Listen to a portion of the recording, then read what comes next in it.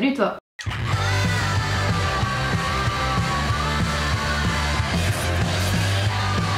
Aujourd'hui on se retrouve pour une vidéo favoris et j'ai plein de favoris beauté. Alors ça faisait longtemps, hein. Je fais beaucoup de lifestyle et tout, mais comme je fais des vidéos dédiées aux séries, dédiées aux machins, du coup voilà.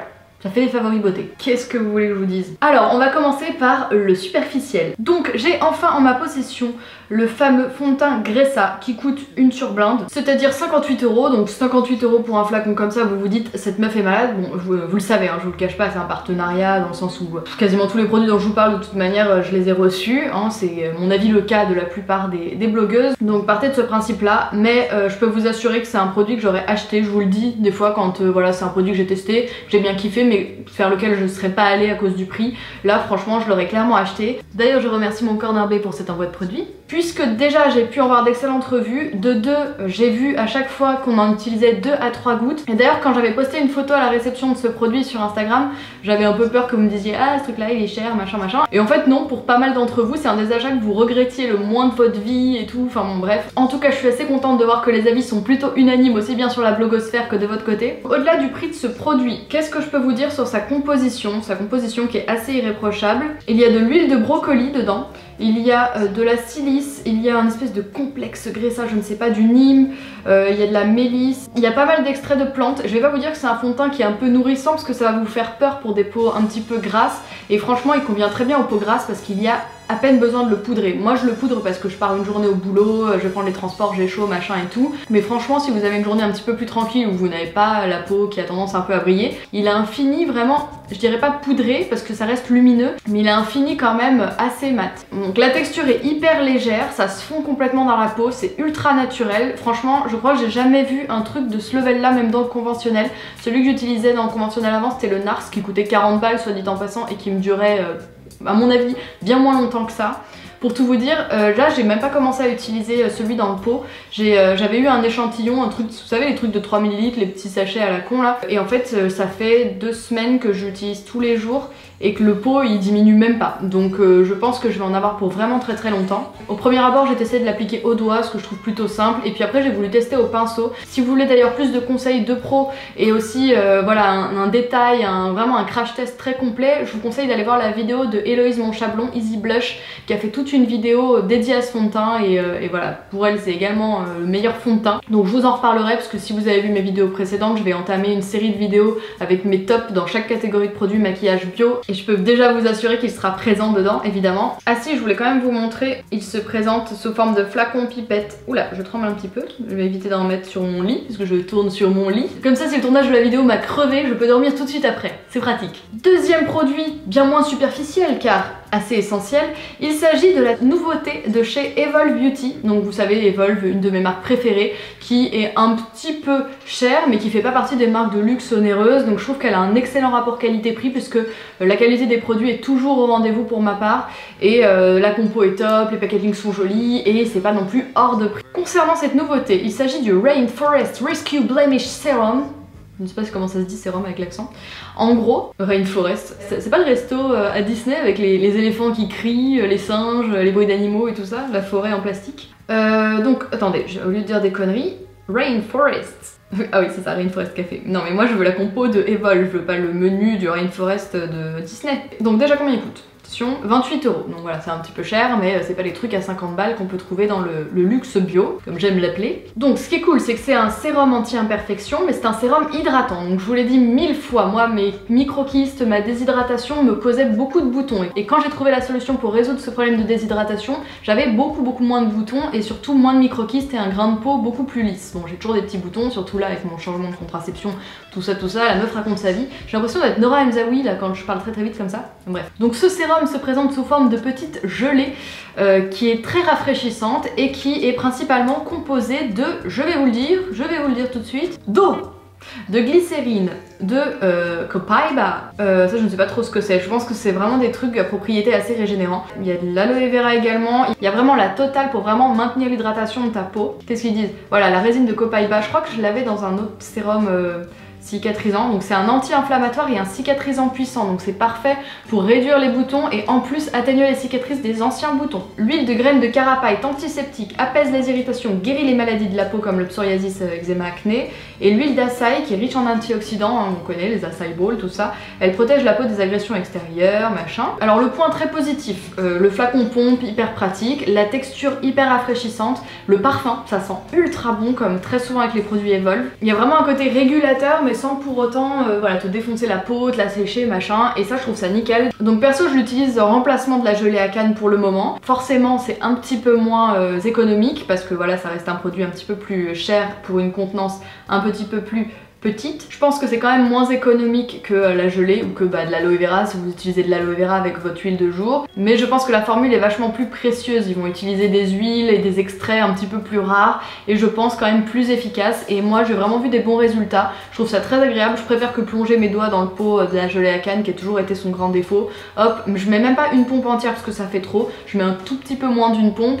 Je mets 3 gouttes d'huile végétale, toujours mon huile de thé blanc, et c'est nickel. En revanche, j'ai trouvé que parfois ça peluchait un tout petit peu.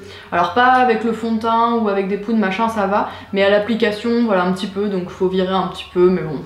Franchement, je trouve ça pas très grave, mais je préfère vous prévenir parce que je crois que c'est quelque chose qui vous embête beaucoup en général.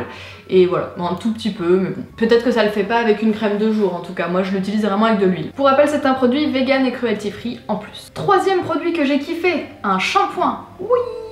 J'ai trouvé un autre shampoing trop bien. Il s'agit du shampoing Les Délices d'Azilis, donc je l'aime pour beaucoup de raisons. Déjà c'est un shampoing ayurvédique, moi j'ai l'impression, à chaque fois que j'ai testé des shampoings ayurvédiques, déjà il mousse super bien, il donne vraiment une texture aux cheveux, il donne une épaisseur, un peu comme quand tu sors de chez le coiffeur ou quand tu sors de, ou quand tu te fais un henné neutre ou des choses comme ça. Il y a vraiment des propriétés assez gainantes et cette marque là ça fait des années que j'en entends parler depuis le tout début, enfin avant que je monte mon blog et tout ça, quand j'entendais un peu parler de la crème de Novo, j'entendais également parler de la crème sucrée de chez Les Délices d'Azilis. Et voilà, j'avais jamais eu l'occasion de le tester. Et donc finalement je n'ai pas choisi un shampoing de la gamme sucrée qui était plus pour les cheveux très déshydratés, un peu secs et tout, et qui aurait tendance un petit peu à lisser, plus alourdir entre guillemets les cheveux. Celui-ci il est vraiment plus pour tonifier les cheveux, donc il s'appelle l'épicé, c'est un shampoing aux 5 épices. Donc il y a un côté très vivifiant, tonifiant, c'est voilà, toutes ces épices vont venir un peu stimuler le cuir chevelu et lui redonner un peu vie. Donc ce shampoing m'a été donné par la fondatrice de cette marque car elle a aussi ouvert son salon il y a des années maintenant, l'atelier des elfes qui est à Paris, et j'y suis allée pour accompagner une amie qui a des problèmes de cuir chevelu, qui perd pas mal ses cheveux, donc elle me demandait si j'avais des conseils capillaires, un salon à lui conseiller, etc. Et moi je voulais absolument tester ce salon, et en plus comme il proposait des massages du dos et tout, je me suis dit bah voilà je vais l'accompagner et je vais me faire masser pendant que se fait ses soins, tranquille. Et du coup Cécile m'a gentiment offert un produit de sa gamme, donc l'épicé, et j'ai eu un conseil que je peux vous donner mais que je n'ai pas encore testé par contre. En fait j'ai toujours du mal à rincer mes bains d'huile, d'ailleurs elle l'écrit également sur la bouteille et elle me l'avait dit à l'oral mais là je viens de le voir. Après le bain d'huile, appliqué directement sur l'ensemble du cuir chevelu sans avoir préalablement mouillé les cheveux. En fait elle conseille ça pour mieux rincer ses bains d'huile parce que bon évidemment l'huile et l'eau bah ça ne se mélange pas, hein, c'est de la physique, et donc c'est ça qui rend un petit peu plus difficile à rincer les bains d'huile. C'est de d'abord mouiller ses cheveux et ensuite les laver. L'huile reste un peu accrochée aux cheveux. Et du coup, elle préconise de d'abord appliquer le shampoing, le faire mousser et ensuite rincer. Et peut-être faire un deuxième shampoing. Et voilà, moi j'ai toujours pas testé, donc je vous donne un conseil comme ça de professionnel, mais sans l'avoir testé. Donc au niveau de la composition, il y a de l'eau, des tensioactifs doux et donc principalement, donc il y a des micas. Donc il y a une texture un petit peu pailletée qui est un peu voilà anecdotique, mais c'est plutôt sympathique. Il y a de la menthe poivrée. Voilà, faut que je cherche les infos parce que là j'arrive pas à traduire. Donc parmi les épices, cannelle, patchouli, girofle, gingembre et menthe poivrée. Et voilà, le shampoing donne vraiment un côté assez léger aux cheveux, assez brillant et voilà, en bonne santé, donc j'ai vraiment kiffé. Alors il a une odeur très particulière puisqu'à cause de la cannelle, il sent un petit peu le coca, les bonbons au coca. Donc comme ça fait un peu chimique, mais en fait ça sent hyper bon et je trouve que ça reste même un tout petit peu dans les cheveux et ça fait une odeur vraiment comme quand tu sors de chez le coiffeur, c'est vraiment des parfums un petit peu particuliers. Donc je l'aime beaucoup, je vous le conseille à 1000%, le shampoing coûte 21 € et c'est du Made in France, donc on adore. Quatrième favori les amis, il s'agit d'un petit savon. Oui, ça y est, j'ai retrouvé enfin un autre savon super nourrissant de chez la savonnerie du Nouveau Monde pour ne pas changer. Je vous avais laissé la dernière fois dans les produits terminés sur pas vraiment un flop, mais c'était le shampoing savon qui me correspondait pas vraiment à mes cheveux, qui les laissait un petit peu poisseux. Je pense que les shampoings saponifiés à froid ne sont pas faits pour moi, pour ma nature de cheveux, et du coup je l'avais terminé sur le corps et ça me l'avait pas vraiment nourri la peau, puisque c'était plus un savon un petit peu tonifiant fait pour l'été, un peu citronné, etc. Donc je pense que c'était pas vraiment adapté à la saison. Sachant que moi j'ai des mollets en mode peau de croco l'hiver, donc c'est un peu la merde. Et j'avais hâte de retrouver un savon qui m'avait plu autant que le menteur, qui m'avait autant nourri la peau. Et je savais que s'il devait y en avoir un, il s'agissait du Avocamande, qui est vraiment un des plus nourrissants de la marque, il me semble, si je ne me trompe pas. Il est à base d'avocat et d'amande douce, toujours sur une base au beurre de karité. Et voilà, donc le Avocamande fait vraiment partie de mes préférés. J'ai vu une nette différence quand j'ai commencé à l'utiliser par rapport à l'autre, évidemment, hein, c'est pas les mêmes fonctions.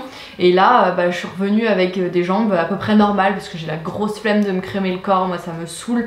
Donc des fois je le fais, parce que je porte des pantalons un peu plus courts aux chevilles en ce moment, donc des fois je me crème vite fait les chevilles, vous savez, avant de partir. Mais sinon franchement ça va vraiment beaucoup mieux, j'ai noté vraiment la différence. Donc je trouve ça quand même assez bluffant pour un produit qui se rince de noter une différence sur la nutrition de notre peau. Ouh, il y a une hirondelle. C'est gros de près une hirondelle.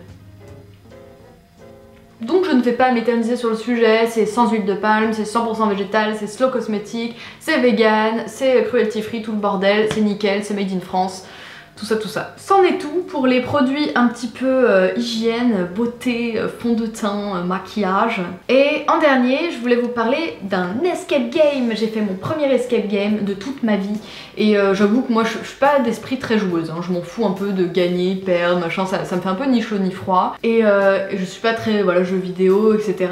Mais comme mon mec est assez gamer dans l'âme, je me suis dit que pour son anniversaire j'allais lui faire la surprise. Et j'ai réservé une session d'escape game pour la première fois pour tester le truc, l'accompagner. Lui il en avait jamais fait non plus. Et j'ai surkiffé les gars, j'ai surkiffé, j'ai trop envie de refaire. Le soir même j'avais envie d'en faire plein d'autres, je me suis couchée en y pensant et tout. Donc je suis allée dans un escape game qui s'appelle La Pièce. Et dans le lieu il y a deux escape games. Donc il y a celui que j'ai fait qui est l'Odyssée de l'espace.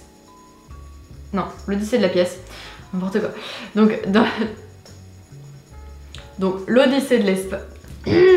Donc l'Odyssée de la pièce, et il y a également Alice, je sais plus trop, dans le bureau de Lewis Carroll, alors je sais plus comment elle s'appelle. Merde. Donc j'ai oublié le nom, c'est par rapport à Alice au Pays des Merveilles, mais en gros c'est sur l'univers de Lewis Carroll. Apparemment t'es dans le bureau de Lewis Carroll et tu dois trouver des indices, machin, et résoudre je ne sais quelle énigme, donc on l'a pas fait.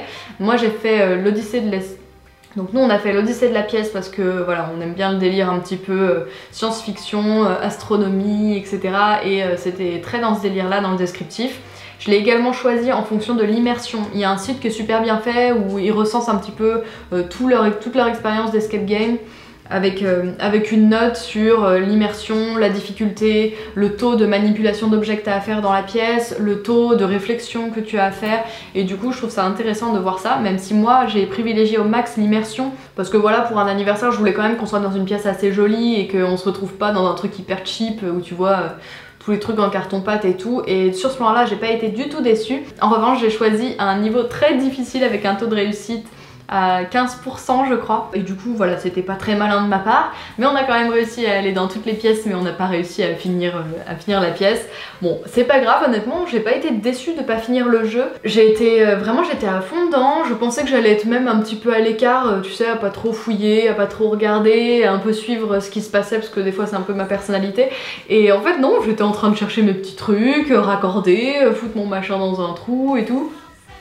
Non, je peux pas dire ça. Non, moi j'étais en train de faire un peu des branchements, des machins, il y avait tout un truc aussi avec des sons qui étaient hyper cool. Moi j'aime bien reconnaître des mélodies, machin, et voilà, bon je vous spoil pas évidemment. Et c'était hyper immersif. On arrive, en fait t'es dans un vaisseau spatial. En gros le pitch, c'est un trou de verre qui s'ouvre tous les 7 ans et qui donne accès à une autre planète. En fait, il y a 14 ans, ils ont envoyé un robot sur cette autre planète, sauf qu'il y a eu un souci, il n'a pas pu rapporter tous les éléments, etc.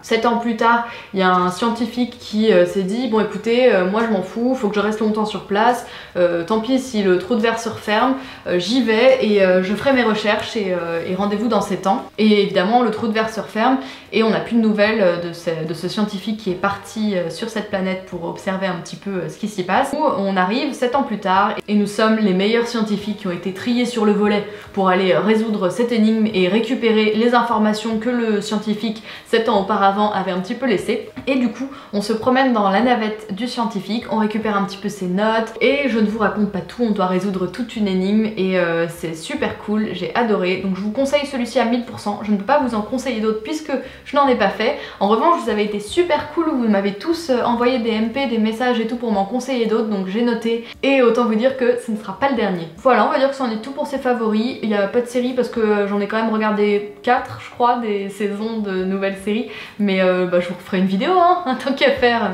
Cette chaîne va devenir une chaîne série. Mais non, je plaisante. Voilà, c'est fini, je vous dis à la semaine prochaine, salut!